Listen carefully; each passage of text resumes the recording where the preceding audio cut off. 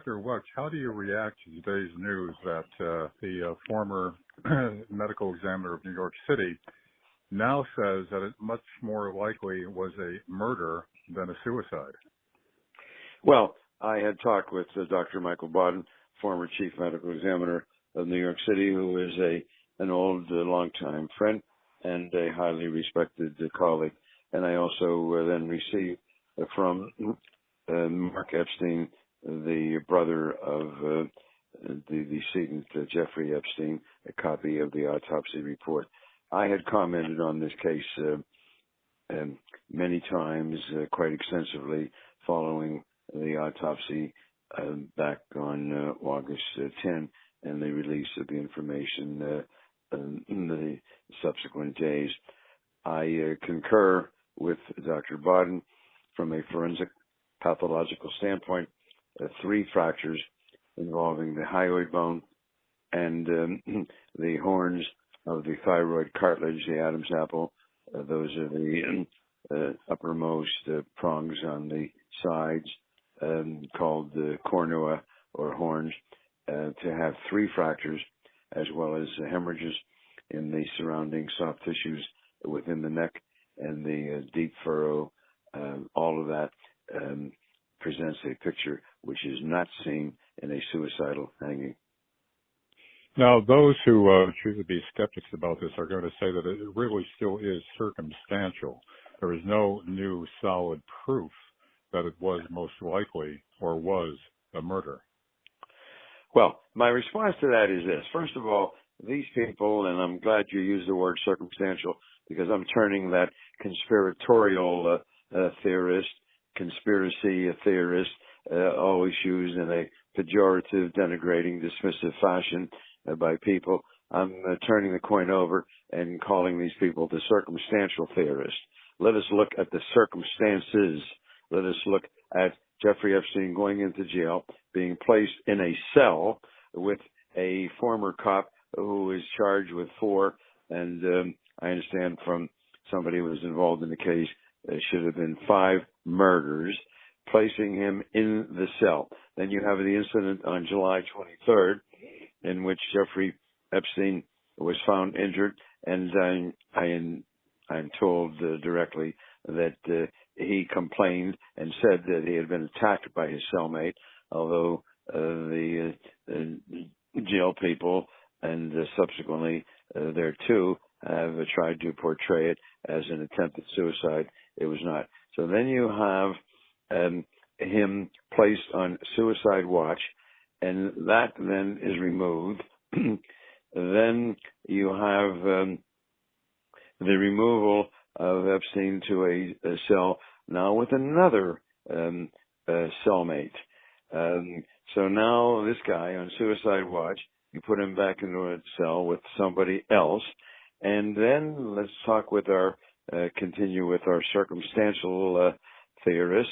The camera in the cell doesn't work. The camera immediately outside of the cell doesn't work. And then you have 2 guards, not just one, but 2 guards who were asleep. So there is a set of circumstances which I believe correlate quite well with the hard forensic scientific evidence. So when you talk about proof, proof scientifically is there. I will repeat. Dr. Baden, who has a great deal of experience, and after he left the chief medical examiner's office, he continued for many years, decades, as the pathologist for the New York State Police, and all jail deaths were reviewed by Dr. Baden. That's the New York State law. So he reviewed all of those. He has stated, and I concur, in my experience, I've done 21,000 autopsies, reviewed 41,000 others, so a couple of thousand or more have been suicides, and a significant percentage of those have been hangings, and I've had quite a few of people committing suicide in jail and of course elsewhere.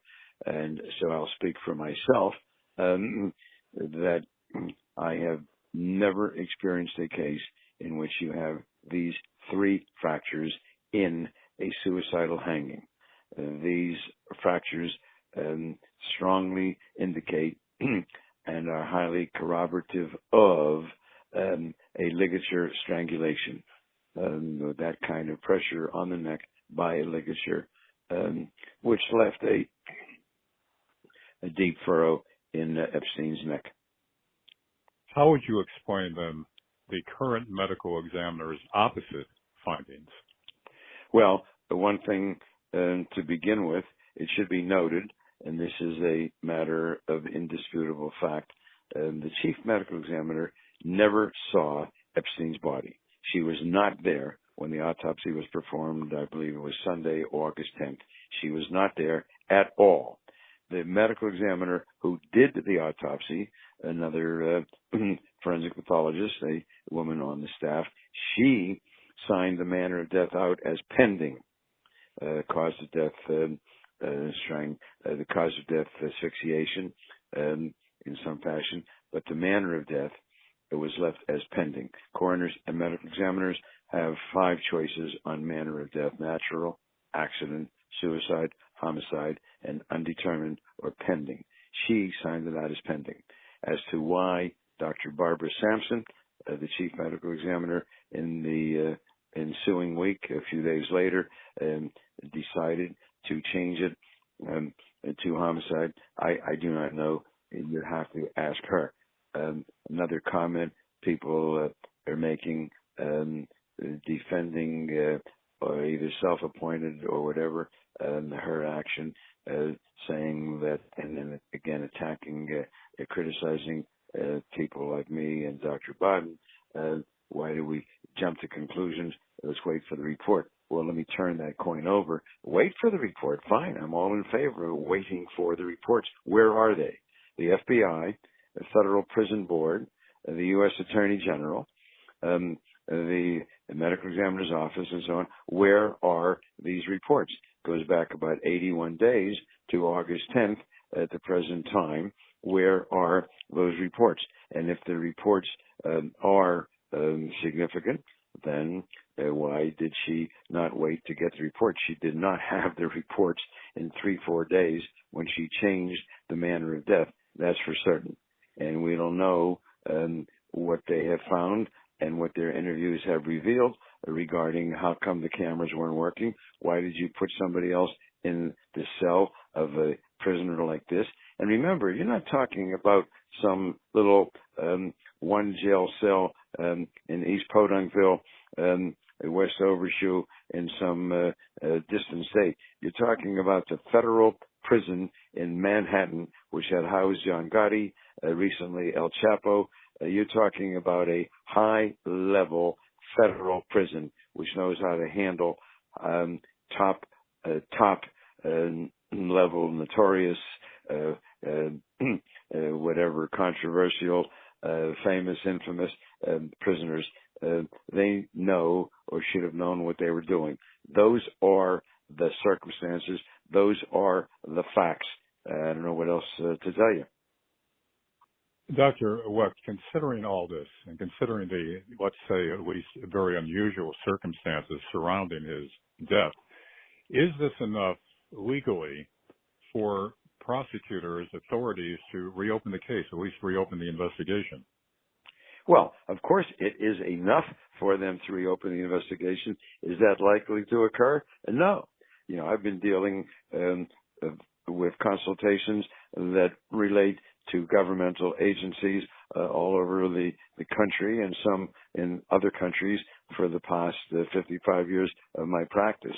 And I can't tell you the number of cases in which I've been consulted in where a ruling has been made, and it's almost impossible to get it changed. Now, what may emerge, I don't know, in the civil litigation. I'm not involved in that in any way. I have not been paid by anyone, and I'm not a consultant in this case. So I don't know whether that may be a door opener wherein such information may come forward and so on. But I'm being candid with you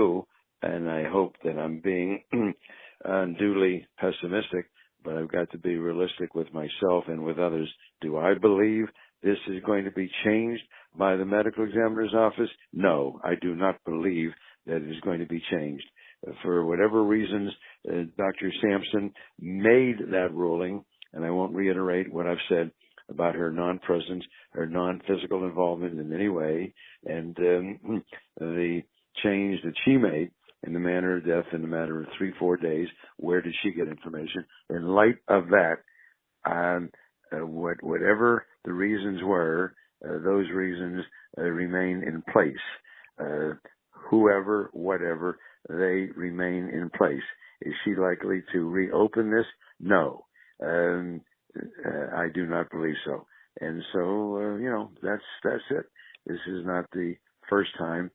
As you know, you and I have talked about other cases, and that's the way it is. I know it's hard for many Americans, including some very intelligent people, who have this naivete, despite everything that has happened in our country, Democrats, Republicans. I'm not getting into the political discussion, but despite everything that has happened, and despite all the questions that have been raised, and the inconsistencies and the pathological inaccuracies of the JFK autopsy, the failure to set forth the truth about the Robert Kennedy assassination in terms of where the shot came from and what the distance of the gun was from his head, Martin Luther King. I mean, in light of these things, so, remember, these are cases that have received national prominence and notoriety and a lot of very careful inspection.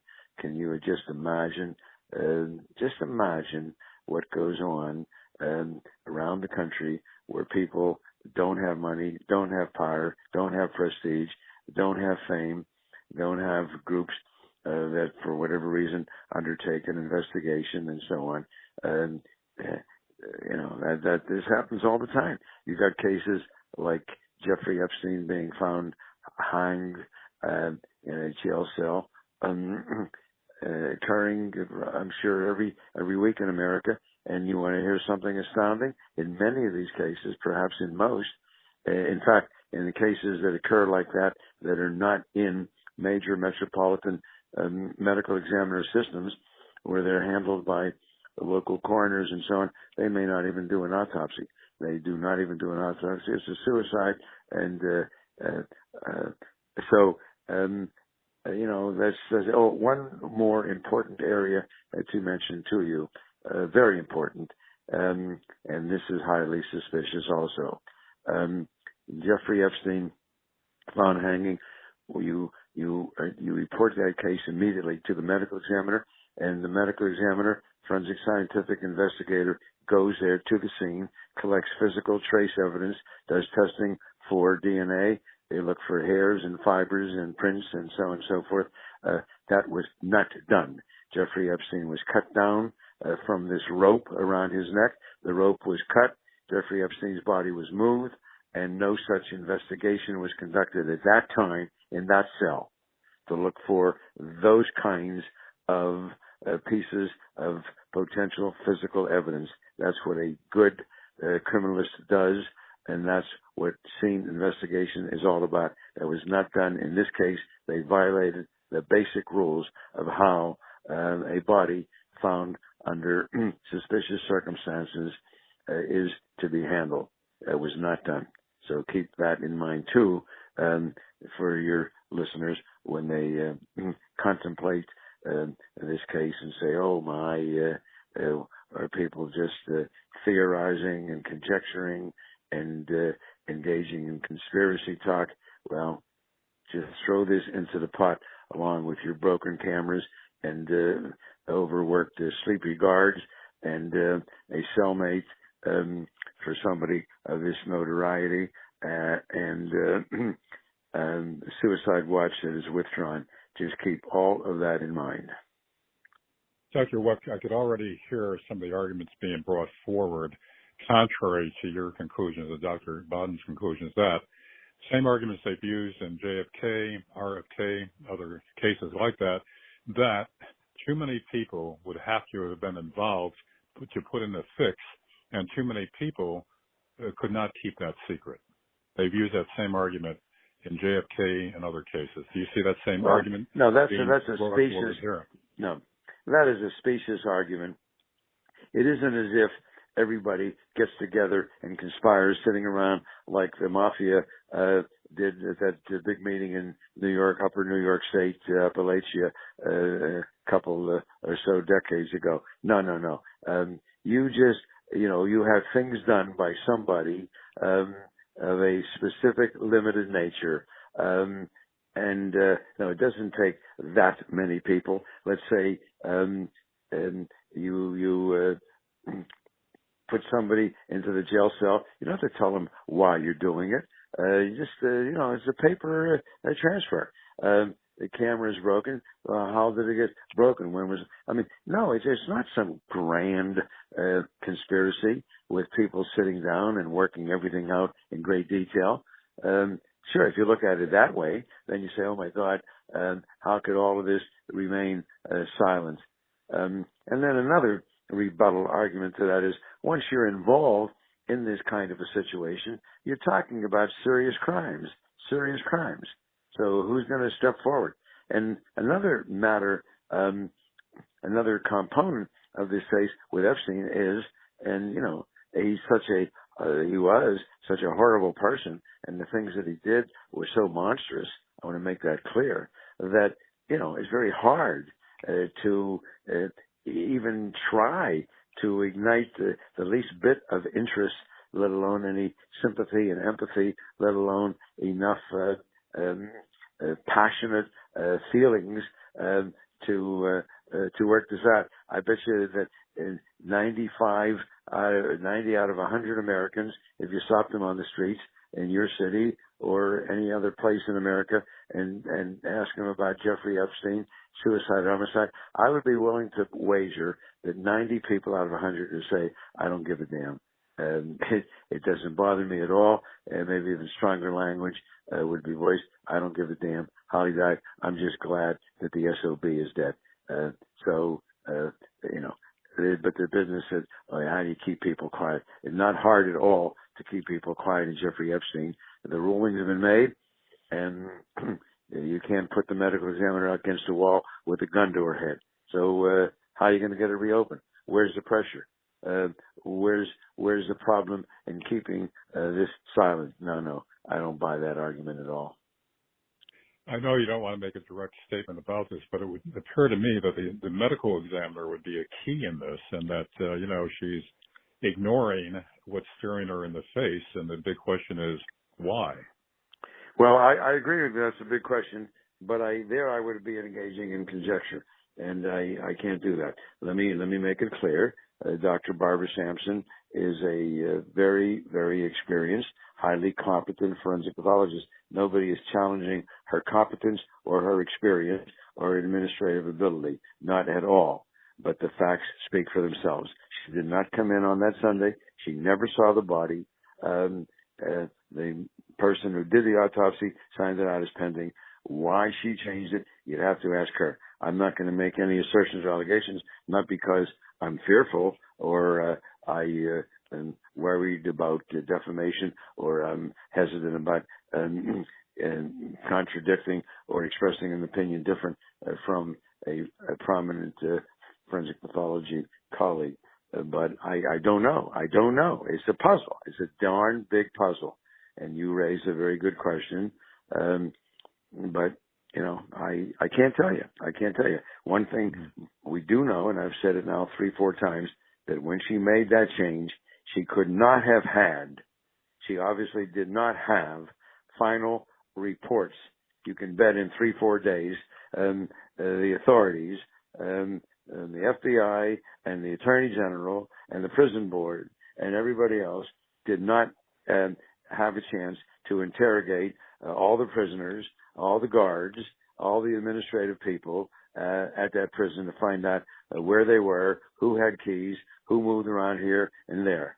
They did not have a chance to get back all the test results about prints and DNA. So, I'm just telling you, there's no basis. She can't say that, well, things came in and they proved to be conclusive. What things came in? I've already seen in the mainstream media some shots being taken at Dr. Baden, insinuating about his questionable objectivity in this case, since he was hired by the Epstein family, so therefore he may be skewering the result. You know, boy, that is so scurrilous, so malevolent. Yeah, and the moment you become involved as a private consultant, then your integrity and objectivity are challenged. But it's okay for people who are medical examiners and coroners and cops to be paid. What, are these people working for nothing? Where are their biases and where are their prejudices? You ever think about maybe why does somebody want to be a medical examiner? A lot of these people really, if they weren't so damn smart and didn't go into medical school, I know many of them personally, they would have really loved to be homicide detectives. This is really what they like to do. And they're very police oriented. I can tell you that a big percentage of my colleagues are very biased toward in favor of the cops. So, Dr. Baden was in the medical examiner's office for decades, and then, as I've already said, he was with the state police of New York City. So what? Just because he's Michael is 86, 87 years old. I don't know his bank account, but I know that he's comfortable. He and his wife have worked hard, and both have been successful professionals. So for whatever he's being paid, and I have no idea, 5,000, 10,000, 25,000, or 50,000. He's gonna do this and come out for the money. He's going to put his reputation on the line and make these allegations and statements publicly because he's being paid. That is so insulting, so terrible, and that is a fallback position for these people who just go along. If it comes from the government, it's okay. The government doesn't lie to us. Where the hell were you when Watergate happened, Mr. and Mrs. Naive American citizen? Where were you when all these things happened, been going on in the past 10, 20, 30, 40 years? Are we not still learning things about the Vietnam War? Are we still not even learning some things about the Korean War, even decades later? So the idea that, oh my God, it would come out and we're not, yeah, it would come out. Where's all the records in the JFK case? How come they haven't been released? One guy, Lee Harvey Oswald, did everything by himself, right? Nobody else was involved. One guy. Well, then you tell me now, 56 years later, what this has to do with national security. That's the answer, by the way. That's the reason. Oh, we got to protect our national security. Really? That Oswald, a lone nut, killed Kennedy all by himself. Nobody else was involved. But now, 2019, 66 years later, coming up in a few weeks, 66 years later, if we were to release this information, it would compromise our national security. Really? Where do you think Putin and the KGB and all the Chinese and others have been? You think they're just sitting around like a bunch of dunces? Oh my God, they're going to learn something now about how our CIA functions. Oh boy, really? Really? Come on, give me a break. Yeah, wrapping up, Dr. Wecht. In a nutshell, it appeared to me that the bottom line here is that there are just too many strangely coincidental circumstances, unusual factors surrounding his death. It would probably be astronomical in terms of the chances of all this happening simultaneously, all these failures. Considering all that, so much of this, the bottom line is it's not believable, the official conclusion. Exactly. You've summed it up very well. Right. You can go with one circumstance, another one, but I'm not going to reiterate now what we talked about. I think I've named 6, 7, 8 different circumstances that they all came into play, each one necessary to have achieved the result that we are faced with at this time. Exactly. And you could do it mathematically too. You could work out a system, giving a numbered system 1 to 10, for example, to each thing if you did an epidemiological study, how many times was a camera down? How many times was a jail guard asleep? How many times did someone have a suicide watch removed? How many times did someone of great notoriety have a cellmate? Sure, you can do that, and you can give, agree upon a system and work out the numbers, and you would come out with odds that would be in the millions to one. That's the way it would work out, in the millions to one. Dr. Wecht, thank you very much for Thank sharing you. A your, pleasure.